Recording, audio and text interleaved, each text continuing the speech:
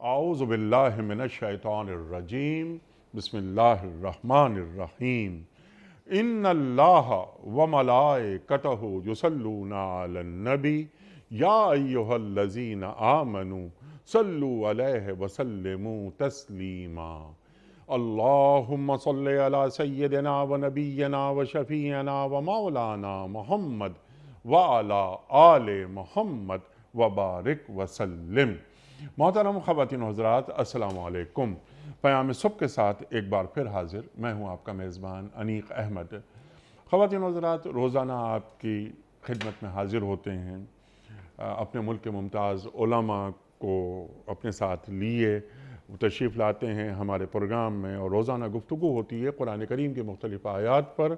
सीखते हैं अपने मुमताज़ उलमा से। रोज़ाना कम अज़ कम एक आलिम दीन हमारे साथ होता है, और कुरान करीम की चंद आयात, यानी एक आयत, दो आयतें या तीन आयत, अगर एक बड़ी आयत है तो एक ही आयत रखते हैं प्रोग्राम के दौरान में, और हम उनसे सीखते हैं कि कुरान करीम की यह आयत हमसे क्या मुखातबत कर रही है, शान नुज़ूल क्या है इस आयत का, और लम्हे मौजूद में तकाज़ा क्या है इस आयत का।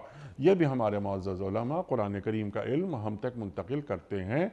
इसलिए हम हमेशा अपने मुअज़्ज़ज़ उलमा के एहसानमंद रहते हैं, शुक्रगुज़ार रहते हैं कि वो तशरीफ़ लाते हैं और हम सब उनसे सीखते हैं। आज हम सूरह यूसुफ की आयत नंबर 101 पर बात करवाएंगे अपने मुल्क के एक मुमताज़ आलिम दीन से। ख़वातीन व हज़रात, हज़रत यूसुफ अलैहिस्सलाम फरमा रहे हैं कि ए रब, तूने मुझे हुकूमत बख्शी, अल्लाहु अकबर, और मुझको बातों की तह तक पहुँचना सिखाया। ख़वातीन व हज़रात, यूसुफ अलैहिस्सलाम का क़िस्सा मेरा ख़याल है कि हम सब जानते हैं। कुरान करीम में एक साथ किसी क़िस्से को नहीं रखा गया, और इतनी तवालत के साथ एक एक बात वाज़ेह हो जाती है उस क़िस्से को पढ़कर। यूसुफ अलैहिस्सलाम, और ये सूरह यूसुफ का इख्तिताम है, यहाँ बिल्कुल बात मुकम्मल हो रही है, आखिरी की चंद आयात हैं, उसके बाद सूरत मुकम्मल। ऐ मेरे रब, तूने मुझे सल्तनत बख्शी। आज मिनल मुल्क, और ये मिनल मुल्क पे ही बात करवाएंगे कि ये मिनल मुल्क से क्या मुराद है, और मुझे बातों के तह तक तावील। अब ये तावीलात जो होती हैं, तावील अहादीस की बात होती है। ये तावील अहादीस से क्या मुराद, मामला फ़हमी, मामले की तह तक पहुँचना, इस ताल्लुक़ से गुफ्तगू करवाएंगे। और फिर यहाँ पर अल्लाह ताला की सिफत फ़ातिर का ज़िक्र हो रहा है कि ज़मीन और आसमान के बनाने वाले, तू दुनिया और आखिरत में मेरा सरपरस्त है, मेरा ख़ात्मा इस्लाम पर कर और मुझे सालिहीन के साथ मिला। सवालात बहुत सारे यहाँ उठते हैं। अब कुरान करीम जब हम पढ़ते हैं तो अंबिया, सिद्दीक़, शुहदा और सालिहीन की बात हो रही है। यूसुफ अलैहिस्सलाम नबी, बरगज़ीदा नबी होकर सालिहीन में शामिल होने की दुआ क्यों मांग रहे हैं हज़रत यूसुफ अलैहिस्सलाम? तवफ़नी मुस्लिमा वाल्हिक़नी बिस्सालिहीन, अब अंता वली फ़िद दुनिया वल आखिरा, इस पर भी बात करवाएंगे कि ऐ अल्लाह, तू मेरा सरपरस्त है फ़िद दुनिया वल आखिरा, दुनिया में भी और आखिरत में भी। दुनिया में तमाम मामलात मेरे तेरे सुपुर्द हैं, और आखिरत में भी मेरे तमाम मामलात तेरे सुपुर्द होंगे। ख़वातीन व हज़रात, बहुत सारी बातें हैं इस ज़ैल में, लेकिन मैं ये चाहता हूँ कि ये गुफ्तगू मोहतरम शेख साहब अता फ़रमाएँ। तशरीफ़ फरमा है हमारे मुल्क का एक जाना माना नाम, मकबूल, मारूफ और महबूब नाम, मोहतरम मौलाना शुजाउद्दीन शेख साहब। शेख साहब की क्या तारीफ़ की जाए, बल्कि तारीफ़ में क्या अल्फाज ज़ाय किए जाएँ। शागिर्द ख़ास हैं आप मोहतरम डॉक्टर असरार अहमद साहब अलैहिर्रहमा। क़याम सुबह तशरीफ़ ला रहे हैं, और अल्हम्दुलिल्लाह हम कोई 11 बरस से शेख साहब से सीख रहे हैं। शेख साहब को खुश आमदीद कहते हुए प्रोग्राम का आगाज़ अल्लाह ताला के बाबरकत नाम से सूरह यूसुफ और आयत नंबर 101। औज़ु बिल्लाहि मिनश शैतानिर रजीम, बिस्मिल्लाहिर रहमानिर रहीम।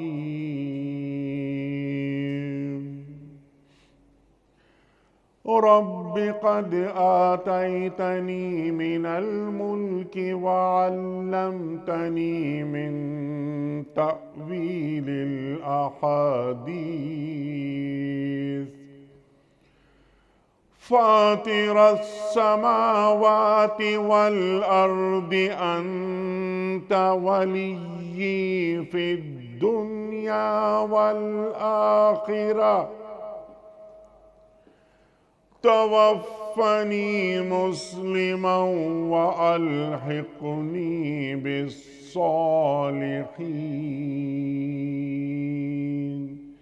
صدق اللہ العظیم۔ اے میرے رب، تو نے مجھے حکومت بخشی اور مجھ کو باتوں کی تہ تک پہنچنا سکھایا۔ زمین و آسمان کے بنانے والے تو ہی دنیا اور آخرت میں میرا سرپرست ہے۔ میرا خاتمہ اسلام پر کر اور انجام کار مجھے صالحین کے ساتھ ملا۔ صدق اللہ العظیم۔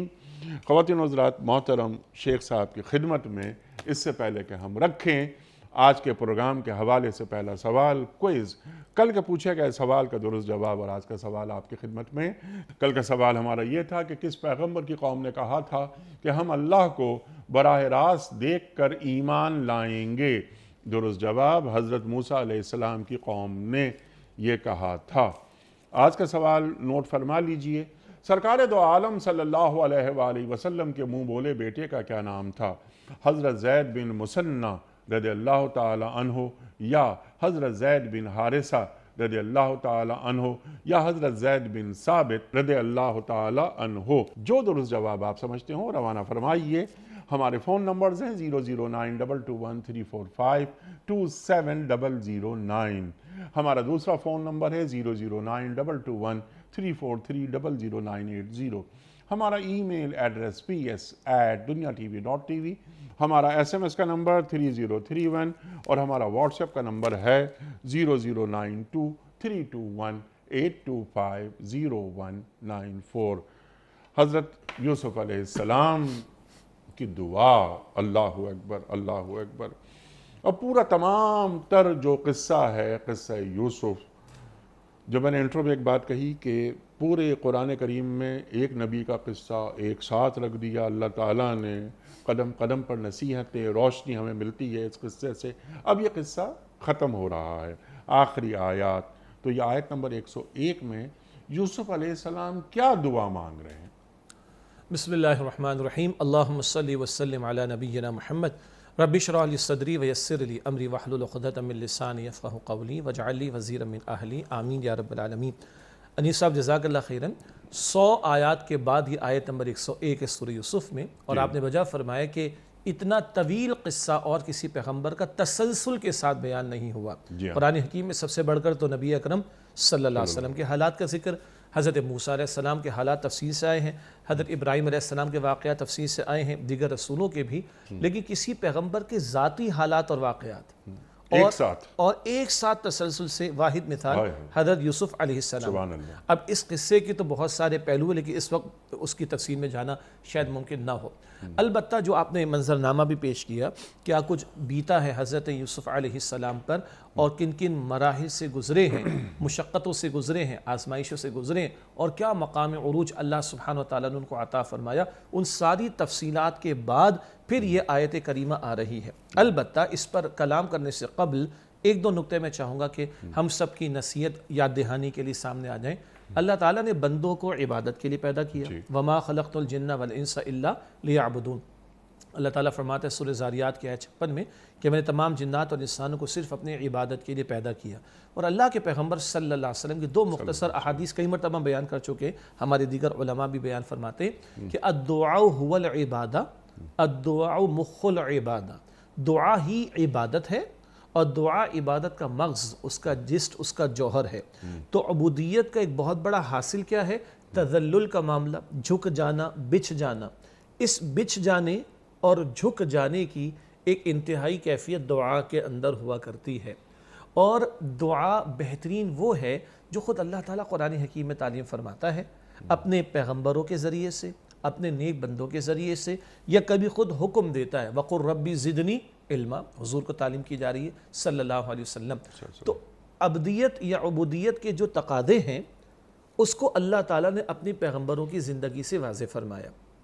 نمبر 2، اللہ تعالیٰ نے پیغمبروں کی دعاؤں میں بھی ہمیں آداب بھی تعلیم فرمائے ہیں، اور ہمارے اعمال کی اصلاح ہو جائے، ہمارے رویوں کی اصلاح ہو جائے، ہمارے اخلاق کی اصلاح ہو جائے، یہ سب بھی پیغمبروں کے واقعات میں اور ان کی دعاؤں میں ہمارے سامنے آ جاتا ہے۔ یعنی عبادت کا پہلو، عبادت کے لیے نمونہ پیغمبروں کی زندگیاں اور اعلیٰ ترین محمد مصطفیٰ علیہ السلام کی ذات بابرکات، اور پھر اس عبادت کے حوالے سے دعاؤں کا اہتمام، یہ بڑا قیمتی نقطہ ہے جو قرآن کریم ہمیں تعلیم فرماتا ہے۔ اب آئیے جو یوسف علیہ السلام کی دعا ہے، کیا کچھ بیتا ہے؟ بھائیوں نے جو کچھ حسد کیا تھا اور کنویں میں ڈال دیا تھا، گھر سے نکال باہر کیا تھا، دشمنی کی انتہا کر ڈالی تھی، بھائی کے خلاف اتنا بڑا اقدام ہو گیا، وہاں سے مصر کے بازار میں پہنچ رہے ہیں، اور وہاں سے وہ عزیز مصر کے گھر میں پہنچ رہے ہیں، اور وہاں پر پھر ان کے ساتھ ایک آزمائش کا پہلو آیا، اللہ تعالیٰ نے اس سے بھی نکالا، مگر پھر وہ جیل قید خانے میں چلے جاتے ہیں، کئی برسوں کی قید میں رہتے ہیں۔ ان ساری آزمائشوں سے اللہ تعالیٰ گزار کر پھر مصر کے اندر ان کو بھی عزیز کا رتبہ اور مقام عطا کر رہا ہے۔ عزیز کے لفظ کو اگر ہم ایکویلنٹ کہنا چاہیں تو وزیر بھی کہا جا سکتا ہے، منسٹر بھی کہا جا سکتا ہے، لیکن سیدنا یوسف علیہ السلام کو جو اختیارات ملے وہ اس سے کئی زیادہ بڑھ کر تھے۔ پھر اللہ تعالیٰ نے بادشاہ کے دربار میں پہنچا دیا، بادشاہ نے بڑا منصب ان کو عطا فرما دیا، اللہ تعالیٰ نے توفیق عطا فرمائی، وہ 7 سال خوشحالی اور 7 سال قحط سالی کا معاملہ، اور ایک بہت بڑے علاقے پر جو قحط سالی کا معاملہ آیا اس کو کس طرح مینیج کرنا ہے اور راشننگ کس طرح کرنی ہے، وہ سارا کچھ پہلو۔ پھر بھائی بھی آتے ہیں، پھر بھائیوں کو غلہ دیا جاتا ہے، پھر 2-3 مرتبہ کے بعد آخر میں والدین بھی آ جاتے ہیں، سارے بھائی بھی آ جاتے ہیں۔ اس سے قبل کی جو الفاظ ہیں اس میں بھی کوئی شکوہ نہیں آتا، شکایت نہیں آتی، اللہ تعالیٰ کی شکر گزاری کا جذبہ آتا ہے، مالک تو مجھے نکال لایا، تو نے مجھے قید خانے سے نکال دیا۔ ہاں میرے بھائیوں کے ساتھ شیطان نے کچھ جو ہے وہ چال چل دی تھی، میرے بھائی اس کے چال کے اس کے فریب میں آ گئے تھے، کوئی شکوہ نہیں ہے، کوئی شکایت نہیں۔ مالک جو تقوی اختیار کرتا ہے، صبر کی روش پر رہتا ہے، اللہ تعالیٰ اس کی مدد فرماتا ہے۔ یہ پچھلی آیات میں ہمارے سامنے بات آ جاتی ہے۔ ایک بات درمیان میں جی آپ نے شاید جانتے بوجھتے وہ زلیخا کا ذکر نہیں کیا اس قصے میں، اِنَّا قَیْدَا کُنَّا عَظِیم۔ جی اب ویسے تو 100 آیات میں سے ہر آیت اگر لیجئے، ایک بہت اہم بات کہ اللہ تعالیٰ کیسے بچاتا ہے، اور یوسف علیہ السلام بھی اپنے بچنے کو اللہ تعالیٰ کی عنایت سے، ہاں یہ ہے جس کو میں نے کہا نا پیغمبروں کے واقعات میں ہماری تربیت، ہماری اصلاح، ہماری اخلاقی اصلاح۔ یہ جو آپ نے آیت کریمہ کا حوالہ دیا سورہ یوسف میں ہی ہے، آیت نمبر 53 13ویں پارے کے آغاز میں، وما ابرئ نفسی ان النفس لامارۃ بالسوء الا ما رحم ربی، میں اپنے آپ کو بدی ذمہ نہیں کہتا، نفس تو برائی کی دعوت دینے والا ہے، الا ما رحم ربی، مگر یہ کہ جس پر میرا رب رحم فرما دے۔ اور وہ جو قید خانے کی بات، اللہ اکبر کبیرہ، دعا کیا ہو رہی ہے یوسف علیہ، دعائیں ہی دعائیں ہیں اس میں۔ اے مالک اگر تو نے ان عورتوں کے فریب سے مجھے نہ بچایا، تو نے نہ بچایا، اسبو الیہن، میں ان کی طرف مائل ہو جاؤں گا۔ کیا عاجزی ہے، حالانکہ پیغمبر ہے، اللہ کی وحی کی تابع ہیں، مگر عاجزی کیا ہے، مالک یہ اگر تو نے، یہ کن عورتوں کی بات ہو رہی ہے؟ ایک تو وہ زلیخا نے نام لیا نا، بعد میں وہ زلیخا نے بھی تو سب کو بلایا تھا، گاؤں تکیے کی محفل بھی تو سجائی تھی، ہر ایک نے وَقَطَّعْنَ أَيْدِيَهُنَّ، یہ اس کا عام ترجمہ تو ہم کرتے ہیں، انہوں نے ہاتھ کاٹ ڈالے، ہاتھ فقط نہیں کاٹ ڈالے، وَقَطَّعْنَ میں جو فعل کی تفصیل ہے وہ ہے بڑے اہتمام سے کاٹے، انوائٹ کیا ہے، برائی کی دعوت دینا چاہیے۔ تو یوسف علیہ السلام کیا دعائیں کر رہے ہیں، اے اللہ اگر تو نے ان کے فریب سے مجھے نہ بچایا، اسبو الیہن، میں ان کی طرف مائل ہو جاؤں گا۔ کیا عاجزی ہے اللہ کے پیغمبر یوسف علیہ السلام۔ اور کون یوسف علیہ السلام؟ اللہ کے پیغمبر نے حجۃ الوداع کے موقع پر کیا ٹریبیوٹ پیش کیا ہے؟ کریم، ابن کریم، ابن کریم، ابن کریم۔ جب مکے والوں سے آپ پوچھیں تو میرے بارے میں کیا تاثر لیتے ہو، کیا رائے رکھتے ہو، کہا آپ کریم، باپ کے بیٹے کریم ہیں۔ تو یوسف حضرت محمد مصطفیٰ علیہ السلام فرماتے میں تم سے وہی کہتا ہوں جو کریم ابن کریم ابن کریم ابن کریم نے کہا۔ کیا مطلب کہ پورا ذرا شجرہ تو دیکھیں، ابراہیم علیہ السلام، ابو الانبیاء، خلیل اللہ، ان کے بیٹے حضرت اسحاق علیہ السلام، ان کے بیٹے یعقوب علیہ السلام، اور ان کے بیٹے یوسف علیہ السلام، ذرا شجرہ تو دیکھیں۔ تو کریم ابن کریم ابن کریم ابن کریم، یہ حضور کا ٹریبیوٹ ہے صلی اللہ علیہ وسلم سیدنا یوسف کے لیے۔ ان کریم ابن کریم ابن کریم ابن کریم یوسف کا عاجزی کا رویہ کیا ہے، مالک اگر تو نہ بچا لے تو میں ان کی طرف مائل ہو جاؤں گا۔ تو جو آپ نے بات بیان فرمائی کہ زلیخا کا قصہ، پھر وہ ساری عورتوں کا معاملہ اور ان کے فریب کی باتیں اور ان کا جو ہے وہ برائی کی دعوت دینے کا معاملہ، اور سیدنا یوسف علیہ السلام کا اللہ کی طرف التجا کا معاملہ، اللہ سے مانگنے کا معاملہ، عاجزی کا معاملہ، اس میں بھی بڑی رہنمائی ہمارے سامنے۔ سبحان اللہ سبحان اللہ۔ ایک بات اور، اس کے بعد یہ دعا شروع کر دیتے ہیں۔ جی انشاءاللہ۔ حکومت مانگی نہیں جاتی، اقتدار کو پسند نہیں، اقتدار مانگنا۔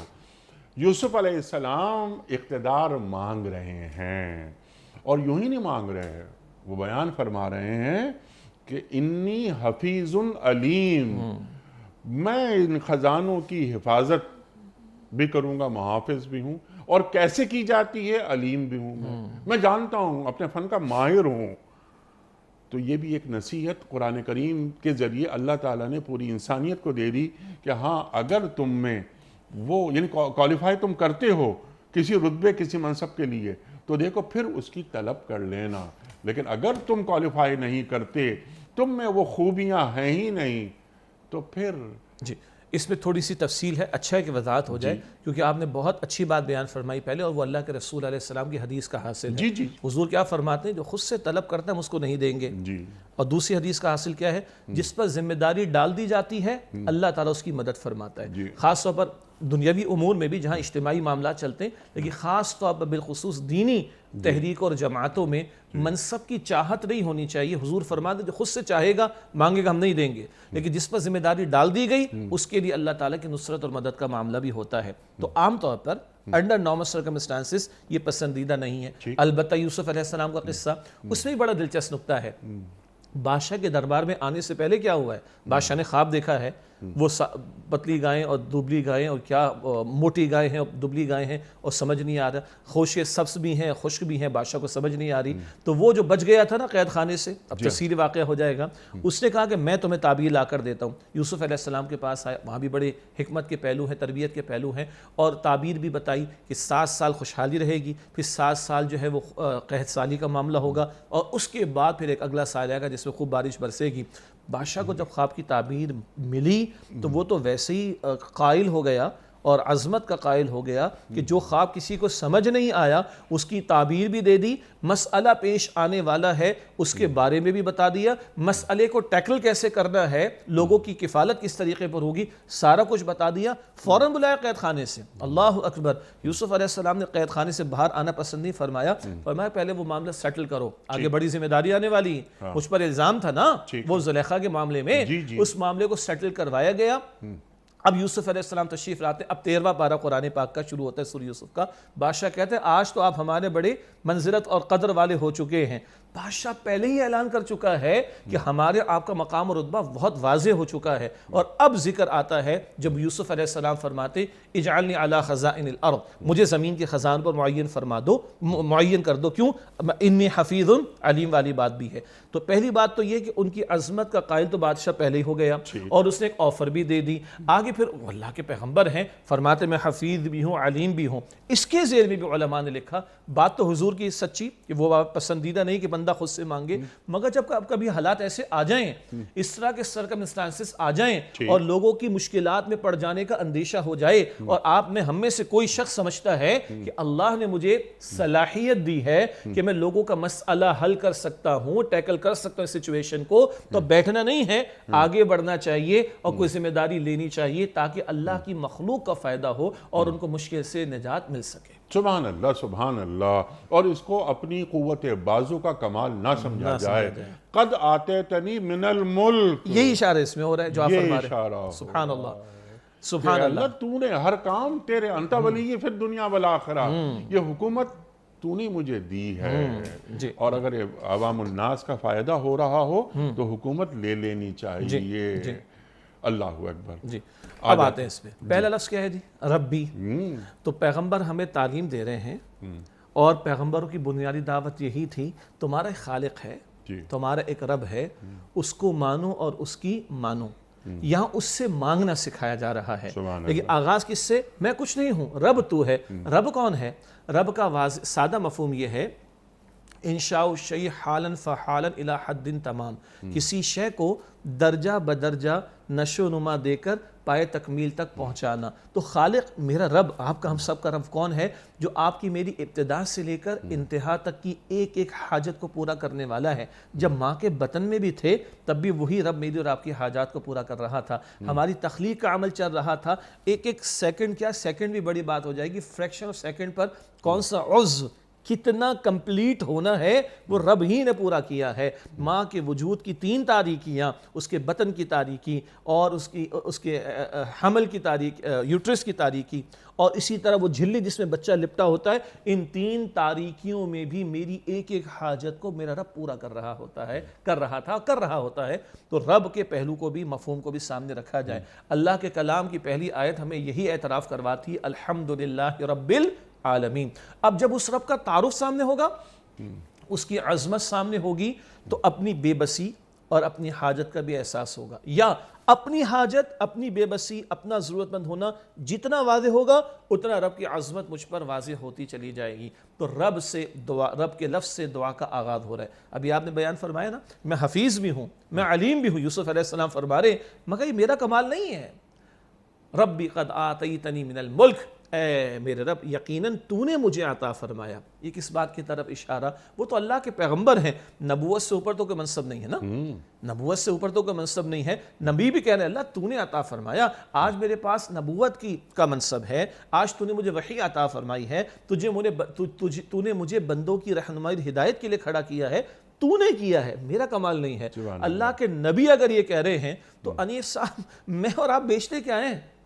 آپ کی ہماری حیثیت کیا ہے؟ یہ ہے جو پیغمبروں کی دعا میں یہ ہماری تعلیم ہو رہی ہے، یہ ہماری تربیت ہو رہی ہے، یہ ہمیں سکھایا جا رہا ہے، یہ ہمیں سمجھایا جا رہا ہے، یہ ہمیں بندگی کے رموز اور آداب سکھائے جا رہے ہیں۔ مالک تو نے عطا فرمایا۔ آگے ذکر بھی ہے کہ یہاں تو ذکر آ رہا ہے من الملک، ملک کا ترجمہ بادشاہت کا بھی کیا گیا، ملک کا ترجمہ اختیار کا بھی کیا گیا۔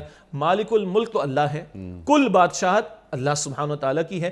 ہاں وہ اپنے اختیار میں سے چاہے تو کسی کو عطا فرما دے، کہیں کسی کنبے پر کسی کو اختیار دے دیتا ہے، کبھی کسی 2-4 کروڑ پر اختیار دے دیتے، کبھی 22 کروڑ پر اختیار دے دے، کبھی 100 پر دے دے، مگر دینے والا وہ ہے، مالک تو ہے۔ تو اب تو نے اپنے فضل سے جو مجھے عطا فرمایا، تو ربی قد آتیتنی من الملک، ہمیں سیکھنا ہے، ہمیں سمجھنا ہے۔ آج میرے پاس جو کچھ بھی ہے وہ میرے رب کی عطا ہے، میرا کمال نہیں ہے، یہ میری محنت نہیں ہے، یہ میری محنت کا نتیجہ نہیں۔ محنت کرنے کا مکلف میں ہوں، اسٹرگل کرنے کا مکلف میں ہوں، مگر عطا ہوگی اس کی طرف سے، ملے گا اس کی طرف سے۔ یہ درس ہے، یہ سبق ہے جو بار بار سکھایا جا رہا ہے۔ ہم روزمرہ کے معمولات میں دیکھتے ہیں، معاملات میں دیکھتے ہیں، ذرا اچیومنٹ مل گئی تو کیا کچھ نہیں ہو جاتا، ذرا جناب وہ کرکٹ کا ورلڈ کپ جیت لیا تو جوتوں میں شراب بھر کر پی جا رہی ہے، انا للہ و انا الیہ راجعون۔ انسان کس قدر گراوٹ پر آ جاتا ہے، کوئی تکبر پر آ جاتا ہے، خدائی کے دعوے کرنے لگ جاتا ہے۔ فرعون جیسے شخص کو دیکھ لے، انا ربکم الاعلی، میں تمہارا سب سے بڑا رب ہوں۔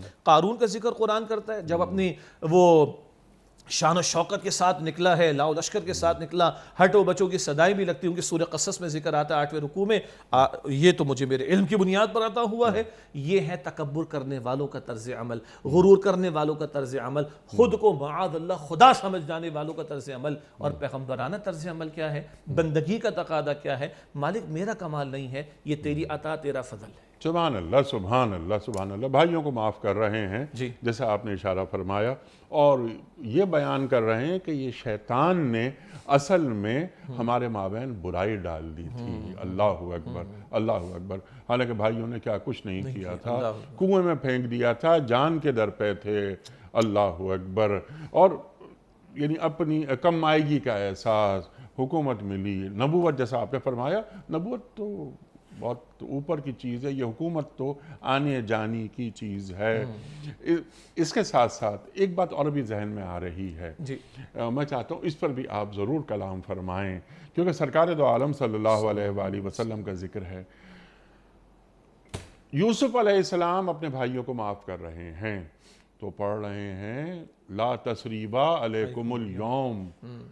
اللہ کے رسول بھی پڑھ رہے ہیں یہ آیت، لا تثریب علیکم اليوم، کب پڑھ رہے ہیں؟ دشمنوں کو معاف کر رہے ہیں۔ جی، اور وہی بات کہ فتح مکہ کا دن ہے، اور یہ وہ لوگ تھے جو جان کے دشمن بنے ہوئے تھے، جنہوں نے بیت اللہ کو چھوڑ دینے پر، الوداع کہنے پر مجبور کیا ہے، جو جان کے در پہ ہوئے، ہجرت کی رات جو گزری حضور علیہ السلام کی غار ثور میں، وہاں اس رات یعنی جب حضور گھر سے باہر تشریف لے جا رہے ہیں، گھات لگائے بیٹھے ہیں بڑے بڑے سردار، معاذ اللہ آپ کو شہید کرنے کے ناپاک ارادے ان لوگوں نے کیے، کس طرح انہوں نے زبان درازی کی ہے، دست درازی کی ہے، کس طرح آپ کے پیارے صحابہ کو شہید تک کیا ہے، کس طرح حضور علیہ السلام پر اوجڑی لا کے ڈالی گئی، آپ کے پیروں میں کانٹے بچھائے گئے، آپ کے راستے میں کانٹے بچھائے گئے، آپ کے گھر میں جب آپ نماز میں ہوتے بکری کی بچہ دانی پھینکا کرتے تھے، اللہ کے پیغمبر علیہ السلام پر اس قدر زندگی کو ان لوگوں نے اجیرن کیا کہ ہجرت پر آپ کو مجبور کر دیا۔ یہ سارے مصائب اور آلام کی کیفیات کو ذہن میں رکھیں، اور آج اختیار پورا ہے۔ بات وہی عزیز صاحب کہ جس کے ساتھ کوئی برا کر بیٹھا کوئی شخص، وہ جس کے ساتھ کیا گیا وہ تو مظلوم ہے، برداشت کرے گا، خاموش رہے گا، چھپی رہے گا، معافی کرے گا، کیونکہ کچھ کر نہیں سکتا نا، کوئی کر نہیں سکتا۔ یہ ایک معافی ہے، اور ایک معافی ہے سب کچھ کیا جا سکتا ہے، ایک اشارہ اور سارے لوگوں کی گردنیں اڑا دی جائیں نہیں۔ حضور فرماتے میں تم سے پہلے تو پوچھے تم مجھ سے کیا توقع رکھتے ہو، کہ آپ کریم باپ کے کریم بیٹے ہیں۔ اب حضور فرماتے علیہ السلام وہ کریم ابن کریم ابن کریم ابن کریم یوسف نے جو کہا علیہ السلام اپنے بھائیوں سے، میں بھی تم سے وہی کہتا ہوں، لا تثریب علیکم اليوم، جاؤ جاؤ جاؤ، تم سارے کے سارے آزاد ہو۔ اور حضور کا یہ طرز عمل ہے کہ بعد میں وہ آیت کریمہ کا حصہ یعنی پوری شان و شوکت کے ساتھ سامنے آتا ہے، وَرَأَيْتَ النَّاسَ يَدْخُلُونَ فِي دِينِ اللَّهِ أَفْوَاجًا۔ ہاں چند ایک تھے، یہ بات بھی ریکارڈ پر ہے، جو گستاخیاں کرنے والے تھے۔ ابن خطل تھا، اس کی 2 کنیزیں تھیں، حضور نے فرمایا تھا کعبے کے غلاف میں بھی لپٹے ہوئے اگر ملے ان کی 2 گردن اڑائی جائے گی۔ یہ تو اللہ کی سنت ہے نا کہ پیغمبروں کی گستاخیاں کرنے والوں کو تو اللہ نے مٹایا ہے، یہ چند ایک کا ایکسیپشن ہے، یہ بھی ریکارڈ پر رہے، یہ بھی ریکارڈ پر رہے۔ باقی حضور نے عموم کے اعتبار سے عام معافی کا اعلان کیا۔ پتہ چلا کبھی لوگوں کی دلجوئی کے لیے، لوگوں کو خیر اور حق کی طرف مائل کرنے کے لیے اتنے بڑے اقدامات کرنے والوں کو بھی معاف کیا جا سکتا ہے، ایک بڑے فائدے کے حصول کے اعتبار سے۔ بڑا فائدہ کیا تھا؟ ان کے دل نرم ہو جائے، یہ دلجوئی ہو جائے، یہ حق قبول کر کے اپنے آپ کو جہنم کی آگ سے بچا لیں۔ تو حضور علیہ السلام کا اس موقع پر یہ معافی کا اعلان ایسے لوگوں کے لیے جنہوں نے کیا کچھ نہیں کیا ہے، یہ بہت بڑی رہنمائی ہے قوموں کی سطح پر اجتماعی معاملات میں سدھار کے لیے، امن کے حصول کے لیے، مخلوق خدا کو نقصان سے بچانے کے لیے، اور لوگوں کا دل جیتنے کے لیے، اور لوگوں کو حق کی طرف مائل کر کے ان کو اصل زندگی آخرت کے عذاب سے بچانے کے لیے۔ سبحان اللہ، سبحان اللہ، کہ یہ یوم ملحمہ نہیں ہے، یہ یوم رحمہ ہے، کہ یہ کچھ تو خون کا دن نہیں ہے، یہ رحمت کا دن ہے، یہ فتح مکہ ہو رہا ہے۔ اور کیا آپ نے سبحان اللہ کیا بات فرمائی کہ گستاخان رسول کا انجام سب کو معاف کیا جا رہا ہے، جان کے دشمنوں کو معاف کیا جا رہا ہے، لیکن جنہوں نے رسالت کی توہین کی انہیں معاف نہیں کیا جا سکتا۔ اگر یہ بیت اللہ شریف کے پردوں میں بھی لپٹے ہوئے ہوں تو ان کو نکال کر قتل کر دو۔ بالکل، اور اس دن اللہ تعالیٰ نے حضور کے لیے حلال فرما دیا تھا، ورنہ حدود حرم میں تو یہ معاملات کسی کی گردن اڑانا نہیں بنتا۔ اس دن اللہ تعالیٰ نے حضور کے لیے اس بات کو حلال کر دیا تھا، یہ نقطہ بھی سامنے رہے۔ سبحان اللہ، سبحان اللہ۔ قد آتیتنی من الملک، اس کے فوری بعد اللہ تعالیٰ کے رسول کیا دعا مانگ رہے ہیں حضرت یوسف علیہ السلام کہ اے اللہ تو نے ایک کام اور کیا میرے ساتھ، کہ مجھے باتوں کی تہ تک پہنچنا بھی سکھا دیا۔ یہ تاویل الاحادیث، اس کے کیا معنی ہے؟ جی بہت قیمتی سوال ہے۔ حدیث کا ترجمہ ہے بات، لیکن عام طور پر مستعمل اور معروف کیا ہے؟ حدیث کا لفظ جیسے ہی ذہن میں آتا ہے تو قول رسول صلی اللہ علیہ وسلم ہمارے ذہن میں آتا ہے۔ ناظرین کی یاد دہانی کے لیے، تو حدیث کا لفظ جب لغوی مفہوم میں استعمال ہوگا اس کا ترجمہ بات۔ یہ حدیث اللہ ہے جو آپ کے سامنے رکھا ہے قرآن حکیم، یہ اللہ کی بات ہے، اور ایک حدیث رسول محمد صلی اللہ علیہ وسلم۔ لیکن حدیث عام طور پر لغوی اعتبار سے بات کو کہا جاتا ہے، اور حدیث کی جمع احادیث، تأویل الاحادیث، باتوں کا فہم۔ مفسرین کی ایک رائے اس طرف بھی ہے کہ جو خوابوں کی تعبیر حضرت یوسف علیہ السلام کو سجھائی گئی، اور بالکل صحیح بات ہے، اور دوسری بات جو ہے مفسرین کی ایک بڑی رائے یہ ہے کہ معاملہ فہمی جسے کہا جاتا ہے، سلطنت کے امور تک بھی چلانے تھے نا، مخلوق خدا کو ایک بڑے نقصان سے بچانا بھی تھا، تو باتوں کی تہ تک پہنچنا کہیں، معاملہ فہمی کہیں، اور اس کے نتیجے میں قوت فیصلہ یا ڈیسیشن میکنگ کی پاور کہیں، یہ سب کچھ اس کے ذیل میں داخل ہے۔ البتہ وعلمتنی، پہلے ہے آتیتنی اور اب ہے وعلمتنی، اللہ یہ علم تو نے مجھے عطا فرمایا۔ سبحان اللہ۔ خاص کیوں ذکر آ رہا ہے؟ دیکھیں بعض صلاحیتیں ہوتی ہیں جسمانی قوت سے متعلق، ذہنی قوت سے متعلق، یہ ٹیکنالوجی کے یا وسائل کے استعمال سے متعلق، وہ سب بھی ضروری ہیں، لیکن علم کا خاص اپنا ایک معاملہ ہے، علم کی اپنی خاص اہمیت ہے۔ قرآن حکیم مختلف پیرایوں میں علم کی فضیلت کو بیان فرماتا ہے۔ پہلی وہی اقرأ بسم ربک الذی خلق، سورہ مجادلہ، یرفع اللہ الذین آمنوا منکم والذین اوتوا العلم درجات، اللہ ایمان والوں کے اور تم میں سے جن کو علم عطا کیے کہ درجات کو بلند فرمائے گا۔ تو ملک میں سے عطا کیے جانے کا ذکر الگ اور علم عطا کیے جانے کا ذکر الگ آ رہا ہے، اس سے علم کی فضیلت کی طرف بھی اشارہ ہو رہا ہے۔ ایک دو، اے اللہ تو نے عطا فرمایا، پتہ چلا آپ کے پاس میرے پاس کتنا علم آ جائے، فہم آ جائے، ہم کتنے بڑے انورٹڈ کاما انٹلیکچول ہو جائیں، ٹیکنالوجی سمجھ آ جائے، گھمنڈ میں نہ آؤ۔ پیغمبر کہتا ہے رب کے حضور، پیغمبر عرض کر رہے ہیں مالک میرا نہیں، یہ تیرا عطا کردہ ہے، جن کو اللہ نے سب سے بڑھ کر عطا فرمایا انبیاء علیہ السلام، اور ان میں بھی سب سے بڑھ کر امام الانبیاء صلی اللہ علیہ وسلم، لیکن ہم مجموعہ انبیاء کی بات کر رہے ہیں جن کو اللہ نے سب سے بڑھ کر عطا فرمایا، ان کا عاجزی کا معاملہ یہ ہے، تو باقی ہما شما کسی کی حیثیت کیا ہے کہ وہ کسی گھمنڈ اور تکبر میں مبتلا ہونے کی کوشش کرے۔ اللہ اکبر، اللہ اکبر۔ جو بھی علم آیا ہمارے پاس یہ بھی من جانب اللہ ہے۔ هل يستوي الذين يعلمون والذين لا يعلمون، جن کے پاس علم ہے اور جن کے پاس علم نہیں ہے، دونوں برابر کیسے ہو سکتے ہیں؟ بالکل اللہ قرآن کریم میں فرما رہا ہے۔ اب یہاں پر فاطر کا لفظ اللہ لا رہا ہے اور دعا میں شامل ہے زمین و آسمان کو بنانے والے۔ اب یہاں پر تو بہت ساری صفات ہیں اللہ تعالیٰ کی، فاطر ہی کو کیوں منتخب کیا جا رہا ہے؟ جی، اور فاطر السماوات، جی سماوات قرآن حکیم میں، اور آسمان جمع میں، جی ارض واحد میں، جی آسمان و زمین کے الفاظ عموم کے اعتبار سے یہ پوری کائنات کو سادہ الفاظ میں بیان کرنے کا اسلوب ہے، اور قرآن حکیم کا اعجاز یہ ہے کہ قرآن حکیم میں اللہ تعالیٰ الفاظ وہ استعمال فرماتا ہے ہر دور کے حوالے سے، مختلف ذہنی سطح رکھنے والے لوگ اپنے اپنے فہم کے مطابق اس سے استفادہ کر لیں گے۔ آج بھی ہم بات کر رہے ہیں، قیامت تک یہ قرآن کریم پڑھا جائے گا، تو اس پوری کائنات کی جو بھی تفصیلات ہیں ان سب کو بیان کرنے کے لیے سادہ ترین الفاظ اللہ تعالیٰ نے آسمان اور زمین کے استعمال فرمائے۔ فاطر کے لفظ میں جو فا ہے، بعض حروف ایسے ہیں کہ جو بعض الفاظ ایسے ہیں کہ جن کے شروع میں فا آتا ہے، اذا السماء انفطرت، وہ بھی اسی سے ہے، اور اسی طرح قل اعوذ برب الفلق، تو فطر ہے، فلق ہے، اس میں ایک پھاڑنے کا مفہوم بھی شامل ہوتا ہے۔ ایک ترجمانی تو یہ کی گئی ہے نہیں تھا تو اللہ سبحانہ وتعالی عدم سے وہ وجود میں لے کر آیا۔ البتہ آج انسان اس سطح پر پہنچا ہے اور وہ ہے بگ بینگ کا ایک کانسیپٹ، یہ تصور، یہ بات دریافت ہوئی ہے کہ ہاں ابتداً ایک کرہ تھا کہ جس میں بہت بڑا ایکسپلوژن ہوا ہے، اور پھر وہ سیکنڈری سیپریشن کا معاملہ ہوا اور یہ کائنات وجود میں آئی ہے جس میں ہیونز بھی ہیں اور ارتھ بھی ہے، واللہ تعالی اعلم۔ تو ایک اشارہ محسوس ہوتا ہے کہ کچھ تھا کہ جس کو پھاڑا گیا ہے اور یہ کائنات وجود میں آئی ہے۔ باقی اس کی اپنی سائنٹیفک تفصیلات اپنی جگہ پر۔ البتہ دعا کے اعتبار سے سمجھنے کی بات کیا ہے، میں کس سے مانگ رہا ہوں؟ میں کسی سیٹھ صاحب سے، کسی دنیا کے محتاج قسم کے بادشاہ سے نہیں مانگ رہا۔ کیوں میں نے کہا محتاج؟ جو دنیا کا بادشاہ ہے بیچارہ وہ بھی بھوکا رہ جاتا ہے، یا اس کو بھی بھوک لگتی ہے، اس کو بھی پیاس لگتی ہے، اس کو بھی نیند آتی ہے، اس کو بھی بیماری آتی ہے، اس کو مرنا بھی ہے۔ میں جس سے مانگ رہا ہوں، پیغمبر سمجھا رہے ہیں، وہ کون ہے؟ وہ اس پوری کائنات کا بنانے والا ہے۔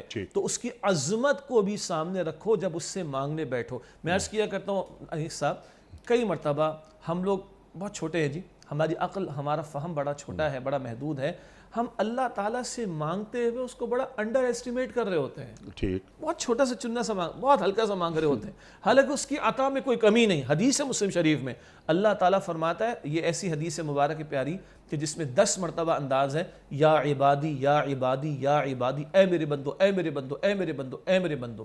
ایک جگہ آتا ہے اس حدیث مبارک میں، حدیث قدسی صحیح مسلم میں، اے میرے بندو تمہارے سارے کے سارے انسان اور تمہارے سارے کے سارے جنات شروع سے لے کے آخر تک تمام کے تمام ایک چٹیل میدان میں کھڑے ہو جائیں اور سب مانگنے لگے مجھ سے، اور سب مجھ سے سب کچھ مانگ لیں، اور میں سب کو ان کے مانگنے کے مطابق سب کچھ بھی عطا کر دوں، میرے خزانوں میں کوئی کمی واقع نہیں ہوگی۔ بس ایسا ہے کوئی سوئی سمندر میں ڈبو کر دیکھے کتنا پانی لگ کر آیا.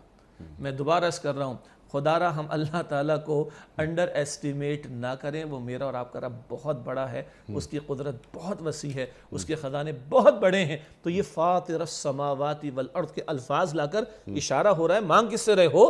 اس جس سے مانگ رہے ہو اس کی عظمت کا بھی تمہیں استحضار رہنا چاہیے. سبحان اللہ، سبحان اللہ. اللہ کی عظمت. اور جب تک اللہ تعالیٰ کی معرفت نہ ہو تو پھر کیا اس طریقے سے مانگا جا سکتا ہے جو طریقہ اللہ تعالیٰ کو مطلوب ہے؟ ما قدر اللہ حق قدری. اللہ اکبر. تم نے اللہ کی قدر اس طرح کی ہی نہیں جس طرح اللہ کی قدر کرنے کا حق تھا. اللہ اکبر، اللہ اکبر. اب یہ پورا الگ ٹاپک ہے معرفت خداوندی، آج نہیں پھر کسی اور وقت انشاءاللہ. انت ولی فی الدنیا والآخرہ توفنی مسلما والحقنی بالصالحین. اب یہ انت ولی فی الدنیا والآخرہ، دنیا کے معاملات ہوں یا آخرت کے معاملات ہوں، اے اللہ تو ہی میرا سرپرست ہے. یہاں ولی کا لفظ آیا ہے، ذرا اس کی وضاحت کر دیجیے. جی، ولی کا لفظ جو ہے اس کا ترجمہ سرپرستی ہے. جی ہاں. ولی کا ترجمہ جب باری تعالیٰ کے لیے لفظ استعمال ہوگا تو کارساز کا بھی ہوگا، کام بنانے والا بھی ہوگا، اور ولی کا ترجمہ دوست کا بھی کیا جاتا ہے. اچھا، کبھی کبھی ہمیں ناظرین کو پریشانی ایک ہوتی ہے بھئی اللہ کے لیے بھی ولی کا لفظ، بندوں کے لیے ولی کا لفظ. تو بہت سادہ سی بات یہ ہے کہ یہ ہمارا مسئلہ ہے، ہماری زبان کا محدود ہونا ہے. تو رب کائنات نے ہماری زبان میں ہی الفاظ استعمال کیے. انسان بھی عربی بولتے ہیں اس لیے کہہ رہا ہوں. تو اللہ تعالیٰ جو لفظ استعمال فرماتا ہے، جب اس لفظ کو اللہ کی طرف نسبت دی جائے گی تو اس کی شان کے مطابق ترجمہ ہوگا، اور جب وہ لفظ بندوں کے لیے استعمال کیا جائے گا تو بندوں کی جو بھی حیثیت اس کے مطابق ترجمہ ہوگا. قرآن حکیم میں ایک جگہ مقام پر ہے سورہ البقرہ میں، وَمَن تَطَوَّعَ خَيْرًا فَإِنَّ اللَّهَ شَاكِرٌ عَلِيمٌ. جو خوشی خوشی نیکی کا اہتمام کرے اللہ شاکر ہے، اللہ علیم ہے. اب شاکر تو بندے کے لیے بھی آتا ہے، بندے کے لیے آئے گا تو شکر کرنے والا، رب کے لیے آئے گا تو بندے کی شکر کی قدردانی فرمانے والا. سبحان اللہ. ولی کا لفظ بندوں کے لیے بھی استعمال ہوتا ہے، لیکن ولی کا لفظ اللہ تعالیٰ کے لیے بھی استعمال ہوتا ہے. اللہ ولی الذین آمنوا، اللہ تعالیٰ ولی ہے ایمان والوں کا، دوست بھی ہے. ہاں، سورہ بنی اسرائیل کے آخر میں اللہ تعالیٰ فرماتا ہے کہ وہ دوستی اللہ کی کسی کمزوری کی وجہ سے نہیں. ہمیں آپ کو دوستی کی ضرورت ہوتی ہے کہ مشکل حالات میں بھی ایک دوسرے کے کام آئیں گے. اللہ کی دوستی کسی کمزوری کی وجہ سے نہیں ہے. خیر، سورہ البقرہ میں اللہ ولی الذین آمنوا یخرجہم من الظلمات الی النور. اللہ ولی ہے، ایمان والوں کا پشت پناہ ہے، سرپرست ہے، کارساز ہے. وہ گمراہی کے اندھیروں سے نکال کر ان کو ہدایت کی روشنی کی طرف لے کر آتا ہے. تو اب یہ جو سیدنا یوسف علیہ السلام پکار رہے ہیں انت ولی فی الدنیا، اللہ دنیا میں بڑی مشکلات بھی آئیں، بڑے مصائب بھی آئے، ان مصائب سے نکالنے والا تو ہی ہے، اصل دوست تو ہے، اصل کا. اللہ اکبر. اللہ کے رسول علیہ السلام نے فرمایا اگر میں نے کسی کو اپنا تنہائی کا دوست بنایا ہوتا تو میں ابو بکر صدیق کو بناتا. اور ان ابو بکر صدیق رضی اللہ تعالیٰ عنہ کے بارے میں حضور نے یہ بھی فرمایا ہے جس کسی نے مجھ پر احسان کیا میں نے اس کی احسانات کا بدلہ چکایا سوائے ابو بکر کے. اللہ اکبر، اللہ اکبر. مگر حضور فرماتے ہیں اگر میں تنہائی والا دوست کسی کو بناتا تو ابو بکر کو بناتا. نہیں بنایا، کس کو بنایا؟ اللہ کو. آخری لمحات حضور کی حیات طیبہ کے اور بی بی فاطمہ الزہرا رضی اللہ تعالیٰ عنہ کے آنسو بھی بہہ گئے. تو اللہ کے رسول نے کہا بیٹا آج کے بعد تیرے باپ کو کوئی غم نہیں، تیرا باپ اپنے رب سے ملاقات کے لیے جا رہا ہے. آج کے بعد تیرے باپ کو کوئی غم نہیں ہوگا کہ وہ اپنے اصل اللہم فی الرفیق الاعلی، تو ہی سب سے بڑا دوست ہے. تو اصل تو ولی، اصل تو دوست، اصل تو کارساز، اصل تو پشپنا، اصل تو سرپرستی فرمانے والا، اصل میرے نفع کے حوالے سے مجھ سے زیادہ سب سے زیادہ کہنے چاہیے خیر خواہی رکھنے والا میرا اللہ سبحانہ وتعالی ہے. تو مالک یوسف علیہ السلام پکارے انت ولی فی الدنیا. اس دنیا بھی مشکلات آتی ہیں، آزمائشیں آتی ہیں، مصائب آتے ہیں، تو دنیا میں بھی میرا ولی ہے. والآخرہ، سب سے بڑی مشکل تو آخرت کی ہے، سب سے بڑے مسائل تو آخرت کے ہیں. تو دنیا میں بھی تو ہی ولی ہے اور آخرت میں بھی تو ہی ولی ہے. وہی اصل دوست، وہی اصل کارساز، وہی اصل پشپناہ ہے کہ جو علی کل شیء قدیر ہے اور سب وہ الصمد ہے. اللہ اکبر. سب اس کے محتاج ہیں، وہ کسی کا محتاج نہیں ہے. اس کی شان کیا ہے؟ اللہم لا مانع لما اعطیت ولا معطی لما منعت ولا ينفع ذا الجد منك الجد، اے اللہ جو تو عطا کرنا چاہے کوئی نہیں روک سکتا، اور جو تو نہ دینا چاہے کوئی دلوا نہیں سکتا، چاہے نفع و نقصان ہو۔ ولا ينفع ذا الجد منك الجد، اے اللہ تیرے اختیار کے مقابلے میں کسی کے اختیار کام کرنے والا نہیں ہے۔ انت ولی فی الدنیا والآخرہ، تو دنیا میں بھی میرا ولی پشپنا کار ساز سرپرست ہے اور آخرت میں بھی۔ اللہ اکبر، اللہ اکبر، توفنی مسلموں۔ ہاں اللہ اکبر۔ اب یہاں پر یہ کہ مجھے مسلمان کی حیثیت سے مجھے موت دے، اللہ اکبر۔ تو ایک نبی تو لا محالہ حالت اسلام ہی میں اس کا انتقال ہوتا ہے نا۔ ابھی توفنی مسلموں، اور یا ایھا الذین آمنوا اتقوا اللہ حق تقاتہ ولا تموتن الا وانتم مسلمون۔ اب تو وہ یا ایھا الذین آمنوا اہل ایمان سے مخاطبت ہو رہی ہے، یہاں تو وقت کے نبی، وقت کے رسول وہ یہ دعا مانگ رہے ہیں، تو اس میں کیا ربط ہے؟ جی آپ کا سوال بہت قیمتی ہے، بہت اہم ہے۔ ایک بات اس سے قبل بھی جی بہت پیاری مفسرین نے بات لکھی، اللہ تعالیٰ نے کنویں سے بھی نکالا، جی جی اللہ تعالیٰ نے جیل سے بھی نکالا، اللہ تعالیٰ نے عزیز سے مصر بھی بنا دیا، یعنی منصب بھی دے دیا، حکومت دی، اللہ تعالیٰ نے حکومت بھی دے دی۔ کچھ مانگنے کا ذکر ان میں سے نہیں ملتا۔ جی مانگا ہے تو کیا مانگا؟ توفنی مسلموں والحقنی بالصالحین، باقی کچھ نہیں مانگ رہے۔ اتنا سب کچھ جو عطا ہوا اس میں سے کچھ مانگنے کا ذکر نہیں ہے پوری سورہ یوسف میں، لیکن اللہ توفنی مسلمہ والحقنی بالصالحین، اور آپ نے بجا فرمایا پیغمبر سے بڑھ کر مسلم کون ہوگا؟ جی ہاں، فرما بردار کون ہوگا؟ یہ پیغمبر کی عاجزی کا بیان ہے۔ اللہ اکبر کبیرہ، مالک تیرے اذن تیرے حکم کے بغیر میں مسلم نہیں رہ سکتا، تو مرتے دم تک جب تک میں زندہ رہوں اسلام کی حالت پر رکھ اور اسی پر مجھے دنیا سے لے جا۔ ابراہیم علیہ السلام، اسماعیل علیہ السلام اللہ کے دو جلیل و قدر پیغمبر ہیں۔ خانہ کعبہ کی از سر نو تعمیر ہو رہی ہے اور دعائیں کیا ہو رہی ہیں؟ ربنا وجعلنا مسلمین لک، اے ہمارے رب، اے میرے رب، ہم دونوں کو اپنا مسلم بنا، ومن ذریتنا امتا مسلمتا لک، اور اللہ ہماری امت میں سے، ہماری اولاد میں سے ایک امت مسلمہ۔ اتنے بڑے جن کو اللہ خلیل اللہ قرار دیتا ہے، جن کے بارے میں اللہ فرماتا ہے وَلَمْ يَكُ مِنَ الْمُشْرِكِينَ، مشرکین میں سے نہیں تھے، جن کے بارے میں اللہ فرماتا ہے کہ اللہ ان سے راضی ہے اور اللہ ان کے لیے درجات اور ان کا ذکر خیر ہمیشہ کے لیے اللہ نے جاری فرما دیا، وہ بھی دعا کرتے ہیں اللہ مجھے اپنا مسلم بنا۔ اور اللہ کے نبی علیہ السلام سے وَأَنَا أَوَّلُ الْمُسْلِمِينَ، میں اول مسلم ہوں۔ آمن الرسول بما انزل الیہ من ربہ والمؤمنون، رسول پہلے ایمان لائے ہیں اللہ پر جو کچھ نازل اللہ کی طرف سے ہوا، اور ایمان والے بھی۔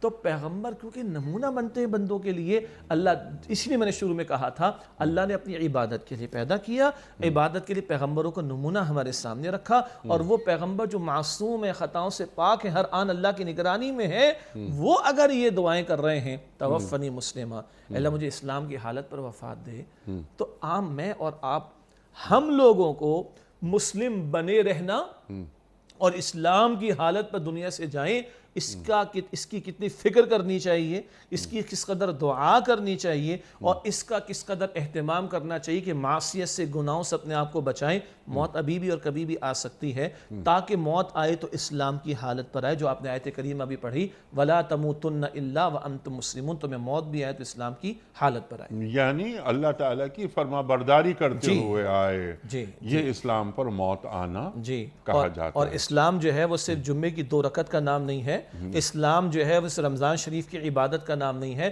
اللہ معبود ہے میرا 24 گھنٹے، تو مجھے بندہ بننا ہے 24 گھنٹے۔ میں اگر باپ ہوں تو مسلمان باپ بنوں، میں استاد ہوں تو مسلمان استاد بنوں، میں اگر ایک اینکر پرسن تو مسلمان اینکر پرسن، اگر سیاستدان تو مسلمان سیاستدان، میرے گھر میں شادی ہو تو مسلمان کے گھر کی شادی، میرے گھر میں میت ہو تو مسلمان کے گھر کی میت، خوشی ہو، غمی ہو، انفرادی ہو، اجتماعی زندگی ہو، مجھے مسلم بننا ہے، ہر آن اس کی کوشش کرنی تاکہ موت اسلام کی حالت پر آئے۔ سبحان اللہ، سبحان اللہ، سبحان اللہ، سبحان اللہ۔ آیت کا آخری حصہ وَأَلْحِقْنِي بِالصَّالِحِينَ۔ میں نے انٹرو میں ایک سوال اٹھایا تھا کہ انبیاء، صدیق، شہداء، صالحین، قرآن کریم فرماتا ہے یہ کیٹیگریز ہیں نا، یہ مراتب ہیں۔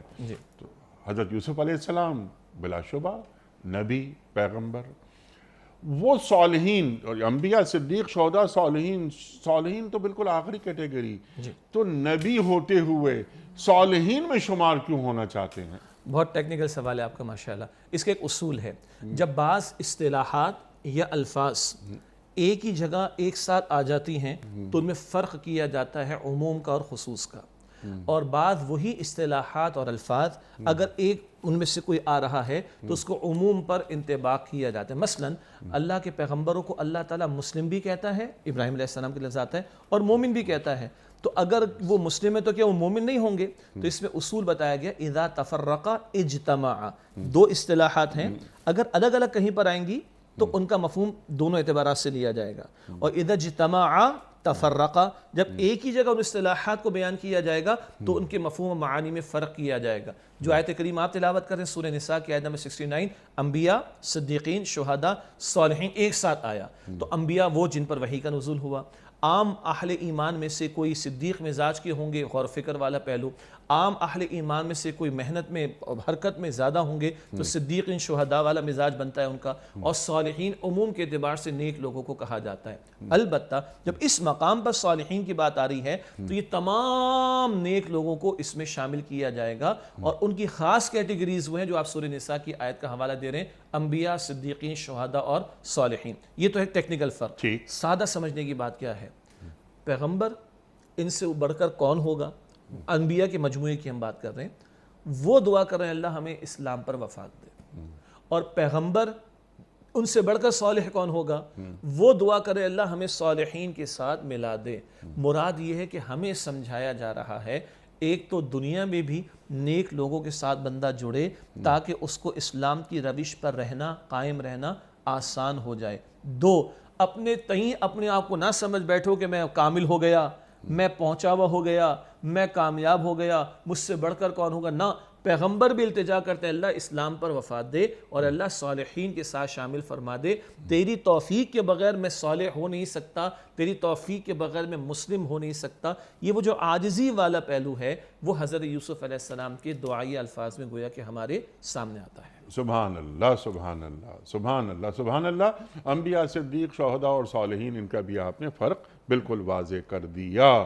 لاسٹ کوئسچن جو ہر پروگرام میں ہم کرتے ہیں، ٹو ڈوز. یہ جو قرآن کریم کی آیت ہے سورہ یوسف کی آیت نمبر 101، یہ ہم نے پورا پڑھ لیا، پورا قصہ آپ نے اسے دہرا بھی دیا پورا، کہ جہاں سے یعنی بھائیوں نے کنویں میں ڈال دیا، گھر سے نکلے اور کہاں تک پہنچے، حکومت مل گئی، دعا مانگی جا رہی ہے.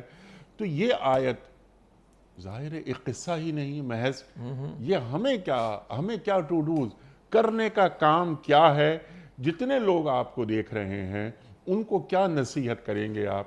میرے لیے سب سے پہلے اور ہم سب کے لیے نمبر 1، اللہ سے مانگنے والے بنے، مانگنے والے بنے، مانگنے والے بنے. مانگنے میں شرم نہ کریں، مانگنے میں ہم کمی نہ کریں، مانگنے میں کوتاہی نہ کریں. ایک خاص مانگنا ہوتا ہے نمازوں کے بعد، ایک ہر وقت مانگنا. آپ گاڑی ڈرائیو کریں، ہاتھ نہ اٹھا سکے، نہیں اٹھا سکتے، آپ دل میں اللہ سے مانگے، اللہ تعالیٰ ہر آن سنتا ہے. ایک بات مانگنے والے بنے. دوسرا، پیغمبروں کی طرح مانگنے والے بنے، سبحان اللہ، عاجزی کے ساتھ مانگیں اور ان مانگے گئے الفاظ کو اپنے الفاظ میں شامل کریں. دعا پڑھیں نہ مانگیں. ہم دعائیں پڑھتے ہیں کیونکہ ہمیں ترجمہ نہیں آتا. ہم مانگتے تب ہیں جب ہمیں سمجھ آتی ہے کہ ہم مانگ رہے ہیں، ہم کیا الفاظ ادا کر رہے ہیں. جمعے میں امام صاحب دعا کرتے ہیں، جب تک عربی میں آمین کی آواز آہستہ آتی ہے، جیسے ہی وہ مقامی زبان اردو وغیرہ میں دعا کرنا شروع کرتے ہیں پوری مسجد گونج رہی ہوتی. کیوں؟ اب سمجھ آ رہی ہے امام کیا مانگ رہا ہے. تو دعائیں پڑھیں نہیں، دعائیں مانگیں. ٹھیک. اس آیت کریمہ 2 خاص باتیں تو یوسف علیہ السلام سے متعلق ہیں، ملک میں سے عطا ہوا، تعویل احادیث عطا ہوئی. آگے جو الفاظ ہیں وہ ہم سب کے لیے بھی عموم کے اعتبار سے، انت ولی فی الدنیا والآخرہ توفنی مسلما والحقنی بالصالحین. اس دعا کو اپنے معمولات میں ہم شامل رکھیں اور غور کریں. پیغمبر نے بادشاہت نہیں مانگی، اقتدار نہیں مانگا اور چیزیں نہیں مانگی. اللہ مسلم اٹھا، اللہ نیک لوگوں میں شامل فرما دے. پیغمبر نے یہ مانگا. اس سے پرائرٹی سیٹ ہونی چاہیے کہ اصل میں سب سے بڑھ کر مانگنے والی شے کیا ہے، اور مجھے اور آپ کو سب سے بڑھ کر کس بارے میں فکر مند ہونا چاہیے. مادیت کے بارے میں زیادہ فکر مند ہونا چاہیے، روحانیت کے بارے میں، دنیا کی عارضی زندگی کے بارے میں زیادہ ٹینشن لینی چاہیے، یا ہمیشہ کی آخرت کی دائمی زندگی کے بارے میں مجھے زیادہ فکر مند ہونا چاہیے.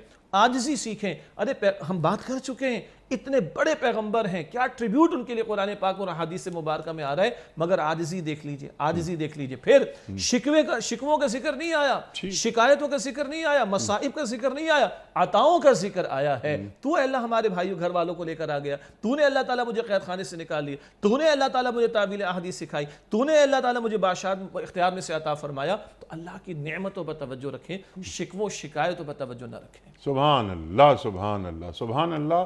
اور جئیں تو اسلام کے ساتھ جئیں, اور مریں تو حالت اسلام میں مریں. بالکل. وَلَا تَمُوتُنَّ إِلَّا وَأَنْتُمْ مُسْلِمُونَ. شیخ صاحب آپ کا بڑا شکریہ, بہت ممنون آپ تشریف لائے, اور یہ سورہ یوسف کی آیت نمبر 101 پر شیخ صاحب نے تفصیلاً گفتگو عطا فرمائی. وقت یہاں مکمل ہوا ہمارے آج کے پروگرام کا. بہت سارے نکات ایسے ہیں کہ جن پر مزید گفتگو ہو سکتی ہے ٹو ڈوز کے حوالے سے. ہمیں کیا کرنا ہے, ہم کو صرف باتیں نہیں کرنی ہے, ہمیں ان قرآن کریم کے ان نکات پر توجہ دینی ہے, توجہ دے کر اس پر عمل کرنا ہے. انی حفیظ علیم کی بات ہوئی.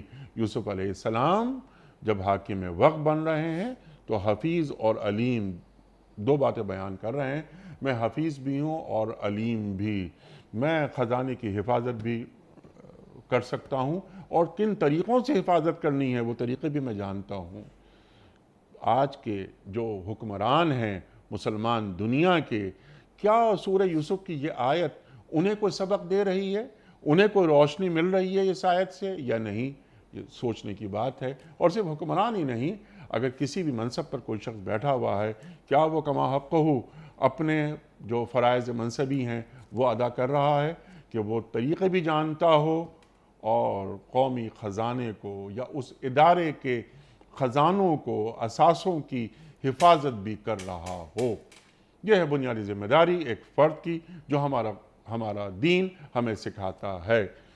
کوئز کل کا ہمارا سوال یہ تھا کہ کس پیغمبر کی قوم نے کہا تھا کہ ہم اللہ کو براہ راست دیکھ کر ایمان لائیں گے؟ درست جواب حضرت موسیٰ علیہ السلام کی قوم نے کہا تھا. آج کا سوال نوٹ فرما لیجئے. سرکار دو عالم صلی اللہ علیہ وآلہ وسلم کے منہ بولے بیٹے کا کیا نام تھا؟ حضرت زید بن مثنى رضی اللہ تعالی عنہ, یا حضرت زید بن حارثہ رضی اللہ تعالی عنہ, یا حضرت زید بن ثابت رضی اللہ تعالی عنہ؟ جو درست جواب آپ سمجھتے ہوں روانہ فرمائیے. ہمارے فون نمبرز ہیں 0092213452709. ہمارا دوسرا فون نمبر ہے 009221343000980. ہمارا ای میل ایڈریس ps@dunyatv.tv. ہمارا SMS کا نمبر 3031, اور ہمارا واٹس ایپ کا نمبر ہے 00923258250194. حضور ایک پرچی نکال کر آپ اعلان فرما دیجئے. آج کے ونر ہیں طارق صاحب ہیں لاہور سے. طارق صاحب لاہور سے آپ کی خدمت میں دنیا ٹی وی کی جانب سے دینی کتب پر مشتمل گفٹ ہیمپر آپ کے گھر بذریعہ کوریئر روانہ کیا جا رہا ہے. آپ کو بہت بہت مبارک ہو. اختتام ہوتا ہے پیام صبح کا روزانہ ایک قول پر, اور وہ قول ہوتا ہے صاحب نہج البلاغہ امیر المومنین حضرت علی مرتضیٰ کرم اللہ وجہہ کا. آپ فرماتے ہیں کہ اپنے نفسوں کا خود وزن کرو اس سے پہلے کہ کوئی اور وزن کرے. اللہ اکبر. اپنے نفسوں کا خود وزن کرو اس سے پہلے کہ کوئی اور وزن کرے. سبحان اللہ سبحان اللہ. اپنے میزبان انیق احمد کو کل تک کے لیے اجازت دیجیے. خدا حافظ.